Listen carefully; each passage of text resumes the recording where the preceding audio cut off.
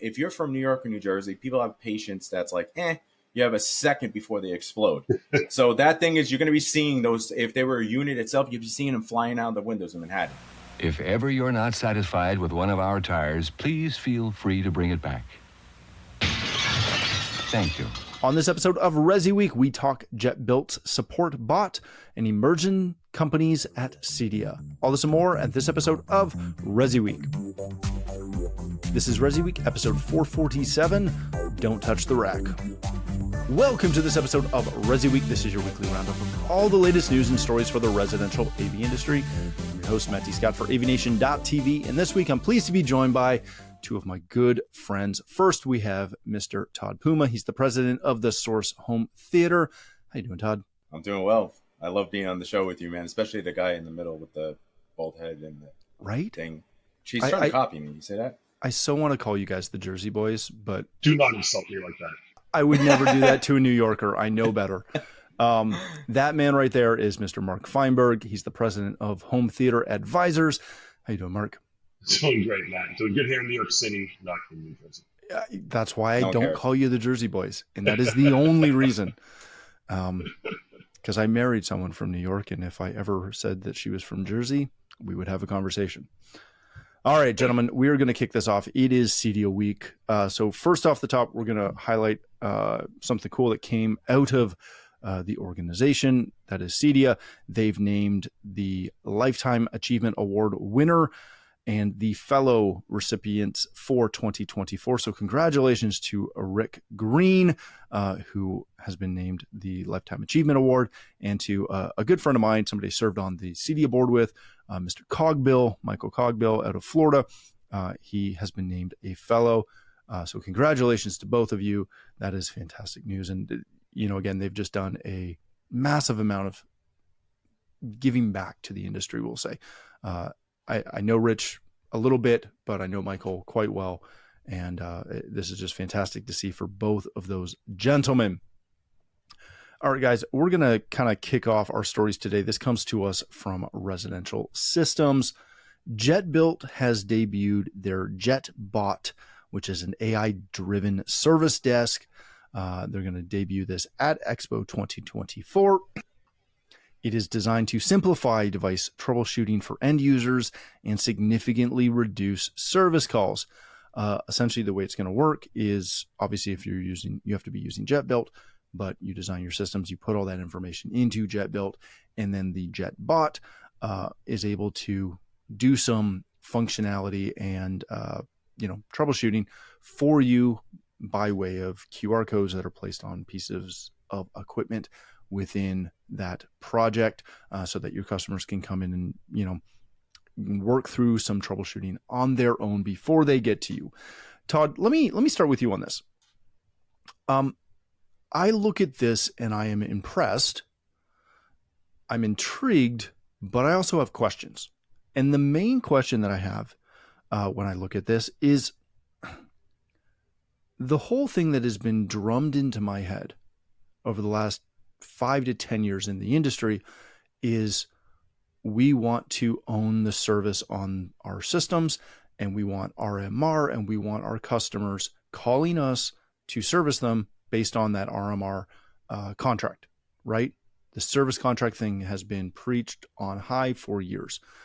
Now we're asking, or we're wanting customers to do some troubleshooting on their own by scanning QR codes, et cetera, et cetera, et cetera. Does that go against kind of the normal train of thought that we've had for years?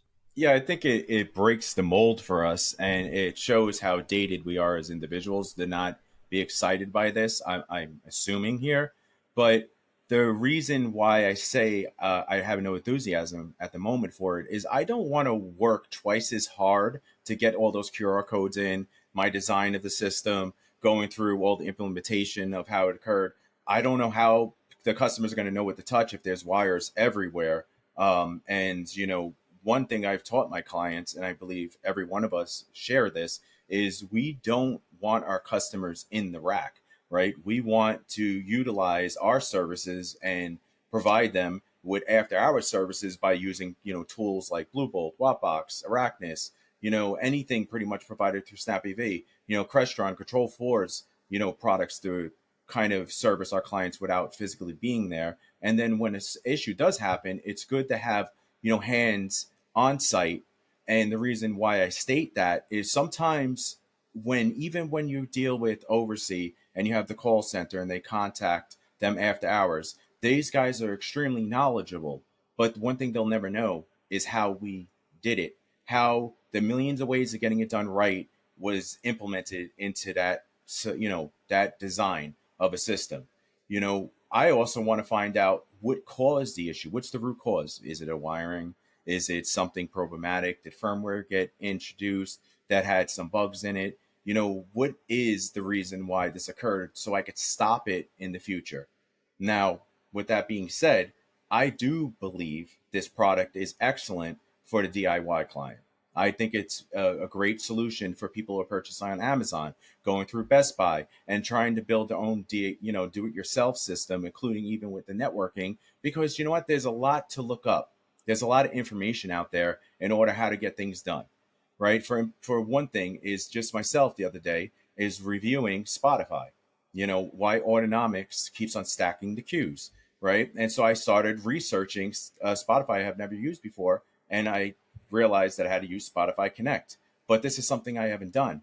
Now, would a tool like that have been, something to make it a little easier? Yeah, I think so. But again, it's not meant for the client base that I helped deliver. I'm sorry, not deliver, but I helped to build after being in business for 18 years. I want the customers to go to us for service. I want them to know the intellectual property is with me, but they own whatever's physically in the home, including the software programming. But they're not going to know how to get that fixed. That's why it never works out, even if someone tried to replace the integrator prior to them.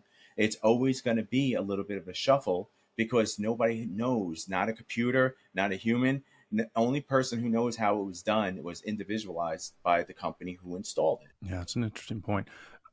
I'm intrigued to see, because again, I think the basis of this is if you're already working with Jetbuilt, you're designing the system in there anyways, and thus it's got some pre-built knowledge. But yeah, to your point, I think it's interesting to see how it would flesh out. It's something that we'd have to try because, again, the three of us haven't seen the back end of this. We don't know exactly how it fleshes out. Mark, let me ask you this. The part of this that I'm really intrigued with and I like a lot is that initial troubleshooting step, right? Opposed to opening up an app. I'll pick on Blue Bolt for a minute.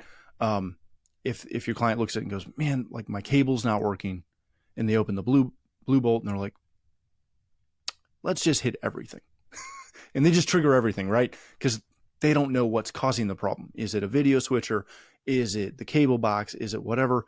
And they may not want to go down that path of, trying to logically think that out of, oh, well, my Apple TV works, but my cable doesn't. It's got to be the cable.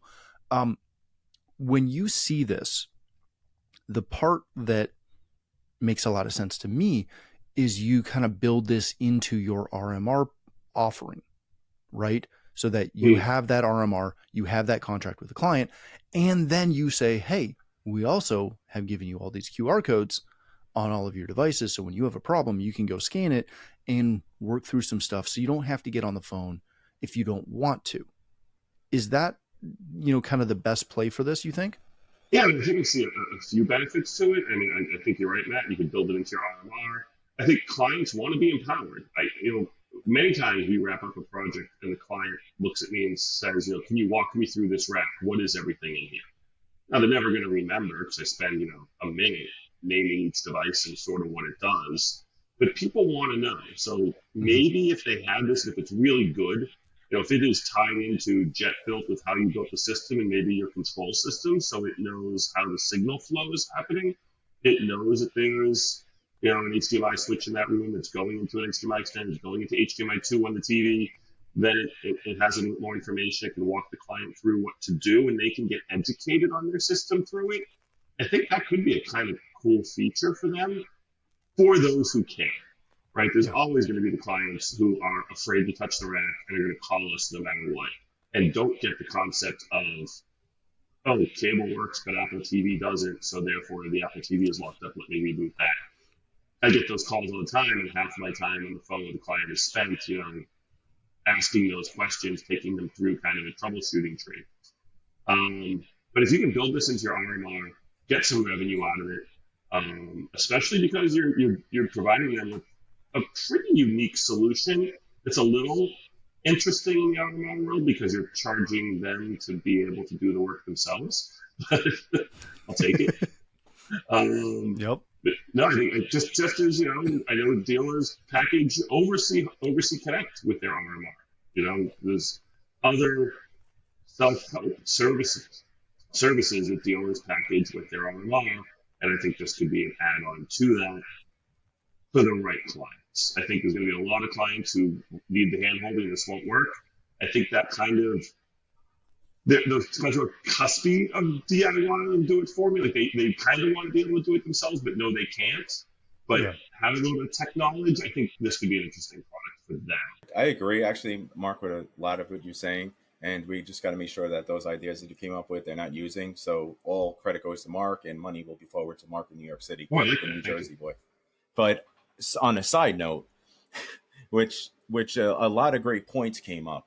But here's what my fear is, right? And I agree. I think that a lot of integrators who have been doing this for a while, they're going to say the same thing, is when you're offering a customer service or you're providing a customer service in our own service contracting plan, the one thing that I'm always afraid that's going to happen is, yeah, I tried this thing. It sucks. It doesn't work. I want my money back. This is crap. Now, with that being said, it's happened to me many times before, even with voice control. Like, not speaking of Josh AI. I don't want to touch them because they do everything right, but they're a little bit more brand oriented towards our CI business. But Alexa, Siri, all the different providers that offer voice control, like I have to tell Alexa, open the shades in the master bedroom. It won't open. You have to tell it to turn on. Like, come on already. What is happening with this? The same thing that's going to occur with this solution. If you're from New York or New Jersey, people have patience that's like, you have a second before they explode. So that thing is, you're going to be seeing those. If they were a unit itself, you'd be seeing them flying out the windows in Manhattan. Literally, that you couldn't give them away if it winds up being something that works against what we do or hurts us even more. And the other thing I'd be afraid of, Todd, is somebody using this, going in to try and fix something and screwing something else up, unplugging the network switch by mistake, hit the cable by mistake, and all of a sudden everything is down because they tried to do something that this app told them, and now it's creating them. The Apple TV didn't work, and now it's an emergency because of that. Right. Fantastic point. Even like with a VLAN, right? So say, for instance, you have a VLAN set up on certain ports. Now it says, try to port next to it. Now that's not, VLAN 3 anymore. Now it's coming into the Crestron VLAN or whatever VLAN that you're offering. So these things, it's going to have to be even smarter than every integrator put together at that point, because how is it going to know those little intricacies? And if they have the answers for this, I would love to learn about it. Well, and what we don't know, again, is we don't know to what extent it may be. It may be essentially just guiding customers through an A/B troubleshooting situation, opposed to getting into the back of the rack and pulling network switches, which is why we lock the racks, people. But if you want to learn more, go check them out. They will be at Expo, if you're listening to this before Expo or during Expo, at booth 1135. So go check that out. That should be interesting. All right, gentlemen, we're going to switch over and talk a little bit about Expo in general. This comes to us from Residential Tech Today. Explore emerging brands at the launch pad during Expo 2024 from a good friend of the show, Mr. Jeremy Glowacki. Essentially, the launch pad is a platform for showcasing new to market brands and their latest residential technology solutions. Jeremy highlighted a couple of brands that are participating in this.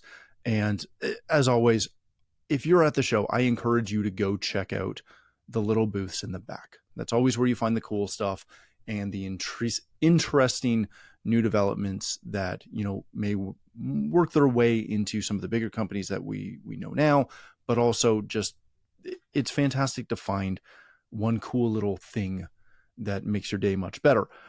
Mark, I do want to start with you on this one, though. As much as I encourage people around every show to go do this, when I talk to people after the show, they very rarely go in and look at the small booth, the 10 by 10s and the 5 by 10s to see what's out there. Am I wrong in encouraging people to do this? Or is this one of those things where people have a finite amount of time and they just don't care enough to go check out the small little booths? I think people are looking for, at least for me, I'm looking for like, what can I offer my clients? What can I do to make my life better, make my clients' lives better, to make my installs better? I think sometimes, I try to check out Launchpad when I go to CEDIA, but I find that often it's such a new product. It's so new to our category. They sometimes don't even get the CEDIA channel. They don't. I'm not confident that the product is going to be around in 2 years. So if I start to install it, what was that? Who was that? Aura lighting from years ago. I still have one. I mean, it shockingly still works. It's cool. I'm sure you still have it. I remember years ago I brought. There was some. It was an occupancy product, but it used the BLE from your phone. Who was in the room. You do automations based on who was in the room. And I bought some for home, and it didn't make it more than like a week before my wife and my kids were like, because everyone's walking around with their phone. Yeah. Especially I am, but because I keep on talking. My wife, it's in her purse, so it's not in her hand, so it didn't know what room she was in. I don't even know if that product is still around. I think kind of longevity is the reason a lot of people are just not ready to invest the time. And also, you walk into a big booth, you walk into Lutron, you walk into Snap, you walk into Crestron, you can play with stuff on the wall. You walk into these these little 10 by 10 booths or whatever they are, not even 10 by 10, like 4 by 6. And there's often not product, it's just talking to somebody. And I don't feel like you're getting much out of that, right? Like I could go look at your website and probably learn more than I can by not even seeing your product and just, and now I'm going to engage, and now I'm going to, if I'm not interested, I'm going to extricate myself from this conversation. So kind of like you guys feel with me talking right now. Yep. So that's so I think there's also a little bit of like, do I really want to like walk up and get engaged and have this conversation? And I know nothing about the product, and it's going to burn 20 minutes of my time, and there's so much else to see. Why is your time important? Like, are you trying to say you're more important than they are? That's what he's trying to say. I'm more important than you. Oh, okay. If let's imagine that you go and check out all the 10 by 10s, right? What questions do you either ask them or ask yourself as you're looking at whatever it is that they're offering? Do you have a stable list of things that you're using to evaluate these upstarts? Not necessarily. I kind of do, just like anything that I do in business, is I just look around, and if something catches my eye, I want to ask more questions. And Mark, touched base on this a little bit, is he said, how can he, make his life easier, his customers' lives better, and his installs better, right? With that being said, those are the questions that I want when I'm looking at a brand. Like, how is this going to help me to better my business? Now, I do believe in always supporting the smaller businesses. So what you stated at the beginning, is it important to you encourage people to go take a look at them? Yes, because the companies like Josh AI and, even D-Tools at one point was at those booths, right? And look how big they became. And there's not always going to be something there for you, but I guarantee with the hundreds of, I don't know how many 10 CEDIA, 12 people. But with that being said, now those 12 people are going to get the knowledge, and it might something in those boots might resonate with them in their business. Just because it doesn't resonate with us, who are we to say that's not going to resonate with them? And they're going to come up with something, and they're going to engage more with this, manufacturer based upon whatever they're offering. And then, their company is going to excel. And that's the good thing about the youth in our industry. And I consider youth products youthful, right? Because they're targeting a different market. The way we're doing things is the right way, because we have learned it through many years of making the right and wrong mistakes to get us here. Now, the same thing with these people is, if we give them a shot, give them information, and, take the time to help them if we feel necessary, they could be the next biggest thing. Yeah, that's a great point. All right, gentlemen, let's wrap this up with just a quick, because you made a small joke about the 12 people that are attending CEDIA. I know it's 16, you told me. Yeah, at least. But the three of us are not attending CEDIA, right? for a variety of reasons. And we don't necessarily need to go down that path directly, but have the shows become, kind of something that you can do every other year or every couple of years? What goes into your decision to either attend or not attend a trade show? Some of it for me is who's going. Like, you guys aren't going, and you're two of the people I know the best in the industry. Seriously, it's like, what am I going to do on Thursday night if my friends aren't there either? Because a big part of CEDIA is the people. Yep. So that's a part of it. Another part of it is, the product innovation cycle has changed dramatically, and companies can't wait to early September to introduce product. We're going to introduce it throughout the year. So those big, huge product reveals. I remember Control 4 used to introduce every new thing at CEDIA and nothing else throughout the year. Well, now I remember you watching the podcast. Right. We would watch the videos. I'd go to the presentation at CEDIA to see what was new. And if you were late in the airport, you used to sit there from as soon as we got off the plane, he would get there. And I remember him with the new processors, right? He was all excited about hearing it. But that's a good point, actually, Mark, is with the one thing that has lost that excitement is they don't hold anything back that, you want to know. So you know it all already. So really, why are you going there? For interaction with your friends. Right now, is it worth that time losing out on business just to associate and have parties with your friends? Or if they're not going, let's be real. CEDIA is not fun, right? They're all about interacting. They're all about, oh, we want to do this, we want to do that, we want to help you, we're going to better your business. How? I can't name one thing out of my lifetime of being a dealer, which we're talking 18 years of business. And I remember all that preaching to the choir. Oh, if you have CEDIA, it makes you look more credible. No one cares, because what makes you look more credible is your reputation, right? And your reputation is the most important thing for your business to strive. Now, if CEDIA could give me that, right, put it into a bottle and better it, and to sit there and help people actually to be the next biggest or most successful integration firm, so be it. But you cannot teach that to people. It's inside you. It's part of like your values since you were a child, right? And CEDIA, they're going to sell you all this. They're going to sell you cologne, right?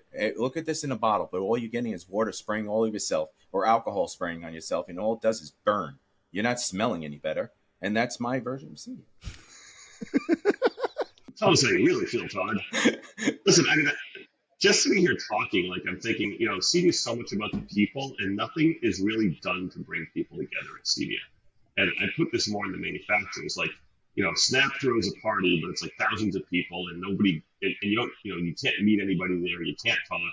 I feel like some manufacturers do some smaller group sessions, pull together a dealer from New York, a dealer from Florida, somebody from, Idaho, and get 10 or 12 people together over dinner or over a drink or in a room, so you can trade some ideas and know each other, more like a tech summit type of thing, so that you can network a little bit and meet people you wouldn't otherwise meet, maybe so you're not competitors in a different market. And that way you can build your network, because that's what CEDIA is all about, is the network. Yeah, I think the networking side is the biggest part. And I've been to multiple trade shows from multiple different organizations who have all tried the speed dating-ish approach, kind of that you're leaning towards there, Mark. I think the hard thing is that, speaking strictly for myself, I am never going to that. If you put me at some place, I went to an event years ago, and we knew a ton of people who were going. And the organizer had this whole thing where you couldn't sit with people you knew, which meant I wanted to leave. Not because I am not comfortable sitting with other people, but I get to see these people, once a year, twice a year, if I'm lucky, depending who they are. Respectfully, if I'm coming anywhere and you tell me I can't, like if the three of us were in Denver later this week after this airs, if we then got there and we went to, a networking event, and they told us, well, because Mark and Todd and Matt all know each other, they have to be in separate corners of the room so that they can meet more people. That's fantastic, because I want to meet more people, but I also want to hang out with my friends. And, right. The best part about that is I knew Todd long before I knew Mark. Mark came along because Todd was there. And that's how I got to know Mark. And Mark's a great guy and become a really good friend, which is fantastic. And we all kind of, learn things off one another. I don't think the organized, relationship building is helpful. What I'm intrigued with is, I don't know, because I hear this story, whether it's Infocom, NAB, CES, literally all of the shows, ISE. I don't know if these show organizers know what to do to make people who aren't fully bought in show up to the shows. And I don't know if it's on them versus the manufacturers. I think shows are in a bit of a weird place right now, because I look at them and kind of do if I go every other year, I'm probably not missing much other than my friends. Yeah, but the point is, there's nothing innovative that's like making leaps and bounds that you just have to go, and if they are making leaps and bounds, it's on the big, corporate world, right? It's not something really that we're going to get first and we're going to see first. I always hope that our industry breaks out with something that's going to be the next big thing. I don't count Sonos either. Sonos has always been, massaging the customer's shoulders and then telling us to do all the work while they're massaging them and, giving them all the gifts. We get no gifts. I don't get a gift. They get gifts. They get discounts, everything. No one gets gifts. Even just seeing something new and cool. Like you go to my vendors are some of the biggest vendors, right? I use Control 4, I use Snap AV, I use Sonos. Even if there's something awesome to see at their booth, those booths are so packed. I can't get my hands on it. I can barely see it. I'm a small dealer. I'm in the back of the crowd trying to, listen to what they're saying. I'm better off to just watch it on a webinar, in all honesty, because I'm not getting a whole lot out of seeing it, except for the smaller to mid-sized vendors, you can get some, real hands-on and good quality time. No, that's a good point, because if you go to URC, my company hasn't been a Crestron dealer in, probably 12, 15 years. So now I know people in the Crestron world, but only from the press side. If it wasn't for the press side and being able to have somebody walk me around, getting someone's ear to ask some questions as a non-dealer is next to impossible. And I'm not picking on them in any way, shape, or form, but just when everybody's busy. I met with a shade manufacturer last year, who we don't work with, we had wanted to work with. And I've met with them 3 or 4 times now and tried to get a rep, hey, I need a rep to reach out to me, to talk to me about how we can make this work in Canada, or where I am in Canada. 3-4 years. And I'm talking to senior VPs on the floor, and I get home and I get nothing. And I don't know. It's very interesting. All right, gentlemen, let's leave it there. We are over time. Thank you both so much for joining us. Mark, if people want to connect with you, learn more about Home Theater Advisors, where can they do that? Best is the website, hometheateradvisors.com. Also Facebook, at HT Advisors. And if you want to reach out to me directly, Mark at hometheateradvisors.com. Oh, you're going to get so much hate mail. It's going to be great. Todd, if people want to connect with you, learn more about the Source Home Theater, where can they do that? They could contact Mark, because if I'm going to get hate mail too, might as well go to him. So I'm Mark at Home Theater. Send it all to Mark. But they can reach me on my website as well. So and then I'm going to filter and send it all there. Uh-oh. Hey, now. That's fantastic. All right. Thank you again for joining us. If you'd like to connect with me, you can find me on Twitter and X at Matt D. Scott, and pretty much most other social platforms. But more importantly, please visit AVNation.tv, where you'll find this show as well as a wide variety of other shows with all the verticals that we cover. When you visit the website, please take a moment to check out our supporters. We are extremely thankful for their support and ask that you check them out as well. Thanks again for watching. That's all the time we have for this episode of ResiWeek, the network for the AV industry. What are you listening to? This is AV. This is AVNation. This is AVNation.